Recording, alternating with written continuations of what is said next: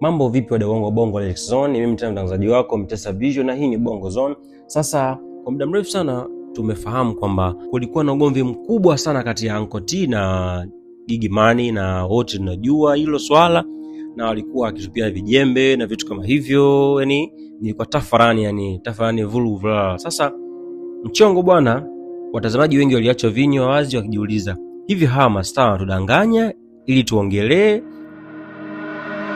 au kuna karibu mtoto umezaliwa gizani ambao bado hawajatangaza rasmi? Anko T na Gigy Money wamewashangaza wengi kwa jinsi walivyogeuza uadui wa bata la baharini. Kamera zetu bwana za Bongo Zone tumewafuma Anko T na Gigy Money kwenye bar fulani wakiwa wanapombeka, wana have fun, wana show love, wanakumbatiana, makisi kibao, mbea kibao na vitu kama hivyo.